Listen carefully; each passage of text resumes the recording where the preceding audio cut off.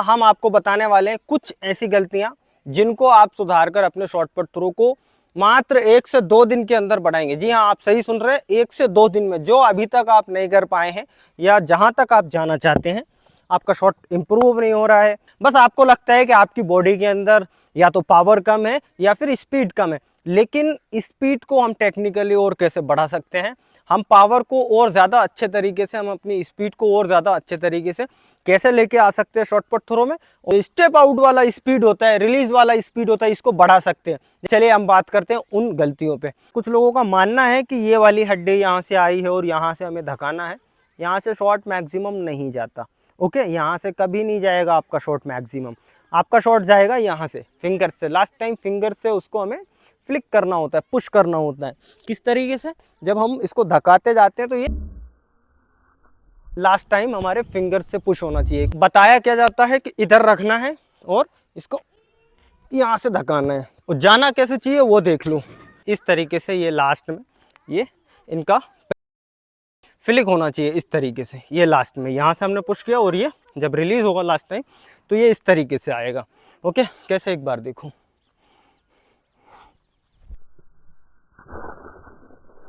तो इस तरीके से हमें शॉट को रिलीज करना है। अब इसके लिए हमें ग्रिप कैसे करना होगी कि इस तरीके से रिलीज हो, तो चलिए हम देखते हैं ग्रिप कैसे करना है। जैसे अभी आप देख रहे हो, ये लगभग हथेली हमारी खाली है और पीछे हमारे जो फिंगर होंगे वो इस तरीके से होंगे। बस ध्यान रखना है कि इस तरीके से हम इनको ज़्यादा ना फैलाएं।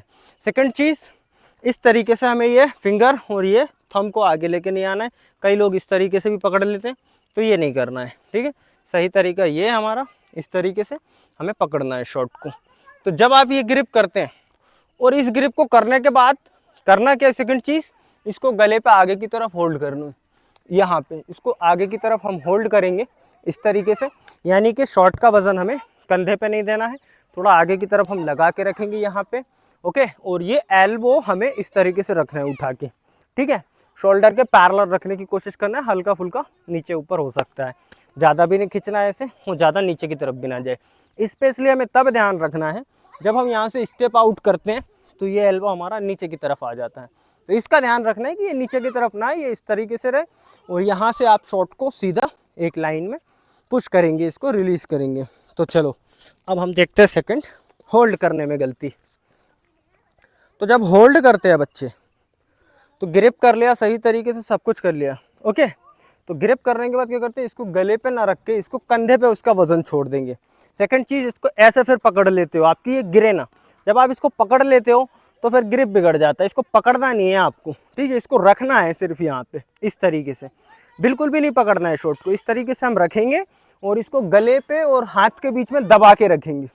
गले पे और हाथ के बीच में इसको दबा के रखना है। हल्का फुल्का सहारा आप शोल्डर का अगर लेना चाहें तो ले लो, लेकिन इसका सारा वजन शोल्डर पे नहीं जाना चाहिए। अगर सारा वजन आपने शोल्डर पे दिया तो इसका मतलब है कि आपने ग्रिप को लूज़ कर दिया। जब आप रिलीज़ करने जाओगे तो ये पूरा लूज़ ग्रिप आपका हिल जाएगा और रिलीज़ फिर बिगड़ेगा आपका शॉट। कभी शॉट आपके हाथ के नीचे की तरफ आ जाएगा, कभी ऊपर की तरफ हो जाएगा, यानी स्लिप हो जाएगा। तो इसीलिए आप इसको ग्रिप को इस तरीके से होल्ड करें और यहाँ पे इसको होल्ड करें, यहाँ पे लगा के गले पे, जैसे अभी आप देख पा रहे हैं। एल्बो हमारा ऊपर की तरफ रहेगा, डाउन नहीं जाना चाहिए नीचे की तरफ में। ओके, यहाँ तक आपको समझ में आ गया होगा, उम्मीद करते हैं। जब हमने ग्रिप होल्ड ये सब कर लिया तो हमें स्टांस लेना होता है। तो स्टांस में क्या गलती कर देते हैं, कई बार ये पैर को पीछे ले जाएंगे। ठीक है, तो इसको पीछे नहीं रखना है, इसको क्या करना, आगे रखना है आपका। ओके, सेकंड चीज़, नी दोनों क्या करना है आपको, बेंड रखना है, डाउन, है ना, यहाँ से फोल्ड रहना चाहिए, ये सीधे नहीं होना चाहिए ऐसे। कई बार बच्चे ऐसे करते हैं, ये वाला लॉक कर लेंगे और ये वाले को हल्का सा बेंड कर लेंगे और यहाँ देखना शुरू कर देंगे, यानी कि लॉन्गर साइड देखना शुरू कर देते हैं। तो हमें ना तो लॉन्गर साइड देखना है और ना ही इस वाले नी को हमें सीधा रखना है, इस वाले पैर को हमें सीधा भी नहीं रखना है। तो इस तरीके से आप रखिए, ठीक है। और क्या करना है, दोनों नी बेंड हो जाएंगे आपके। तो अपर बॉडी जो है इसको हल्की सी डाउन और इस तरफ की तरफ टर्न करें, मतलब पावर लेग की तरफ, इस तरीके से आप इसको डाउन कर लें। ठीक है, यानी देखिए इस तरीके से आपने स्टांस लिया, ये पैर आपका आगे है, दोनों नी बेंड है, अपर बॉडी हल्की डाउन है नीचे की तरफ, इस थाई की तरफ। तो आपका ज़्यादा वेट आपका इस थाई पे आना चाहिए, राइट वाले पे, अगर आप राइट हैंड से थ्रो कर रहे हैं तो। ठीक है, लेफ्ट हैंड आपका इस तरीके से होल्ड होना चाहिए। ये इसलिए रखना है हमें ताकि जब हम स्टेप आउट करें तो ये उस जगह से घूमता हुआ जाए जिस जगह से हमें शॉट को रिलीज करना है। अब बात आती है आपको स्टेप आउट में कौन सी गलती नहीं करनी है। तो स्टेप आउट में आपको डुअल स्टेप की गलती नहीं करनी है, यानी कि इस पैर को उठा के और दोबारा नीचे नहीं रखना है, ठीक है। वैसे तो कई बच्चे क्या करते हैं, इसको उठाया और हल्का सा वजन लेते हैं और स्टेप आउट कर लेते हैं, तो उस पर ज़्यादा इफेक्ट नहीं पड़ता, लेकिन फिर भी उसकी वजह से स्पीड ब्रेक होता है। और जो बच्चे इस तरीके से उठाते हैं पैर को और यहाँ रख के फिर स्टेप आउट करते हैं, तो आपका बहुत सारा स्पीड ब्रेक हो जाता है और आपका रिलीज अच्छे तरीके से नहीं जाता। तो इसीलिए आपको ध्यान रखना है कि जब आपका ये इस तरीके से आपने स्टांस ले लिया तो आपको एक ही बार में स्टेप आउट करना है, सिंगल एक बार में, ओके। यानी देख लो गौर से, देखो ये हो गया गलत, ये हो गया गलत, सही क्या होगा आपका एक ही बार में स्टेप आउट होना चाहिए। यहाँ से स्टेप आउट के बाद आपको रखना है दोनों पैरों को पास पास इस तरीके से। सेकंड चीज़, आपकी लोअर बॉडी को भी इंक्लूड करना है रिलीज में आपको।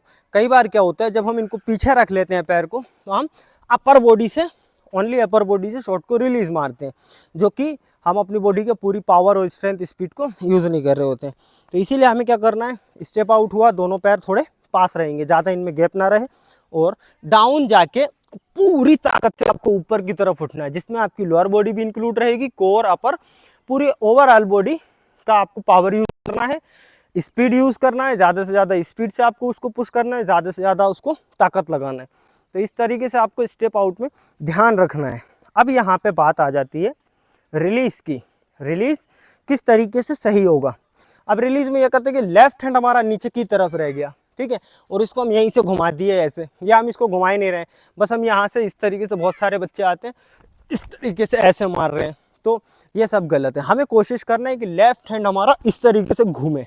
जब हमारा ये लेफ्ट हैंड यहाँ से हुए जाएगा तो यानी कि हमारा ये वाला शोल्डर पीछे की तरफ जाएगा, ओके, और ये वाला शोल्डर ब्लेड हमारा आगे की तरफ आएगा, यानी कि स्पीड हम यहाँ से बढ़ा रहे हैं अपनी।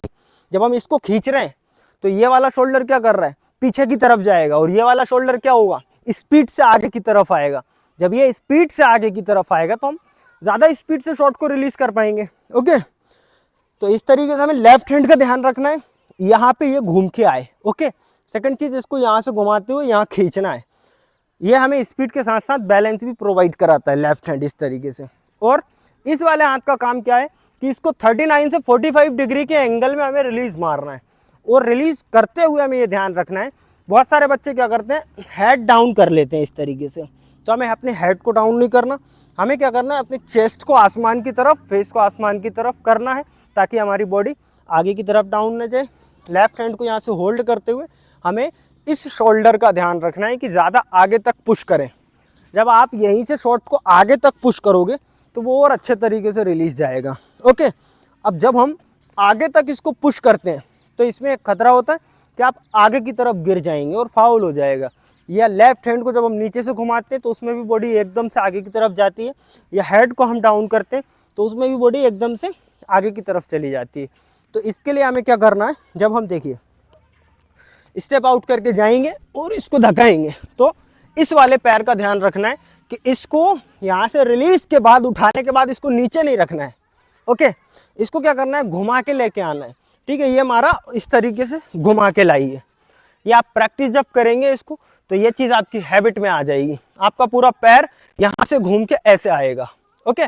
बस आपको करना क्या है, देखिए ये इस तरीके से आप शॉर्टपट थ्रो को करिए। आप देखेंगे आपके शॉर्टपट थ्रो में 1 से 2 फीट का इम्प्रूवमेंट 1 से 2 दिन के अंदर आएगा। अभी हमने आपको जो चीज़ें बताई हैं सिर्फ उनको, एक गलती और बता देते हैं जो स्टेप आउट करते हुए हम करते हैं, या कई बार हम पहले से भी शुरू कर देते हैं। कैसे, जब हम यहाँ पे स्टांस लेते हैं तो इस तरफ देखना हम पहले से शुरू कर देते हैं, ये गलत है।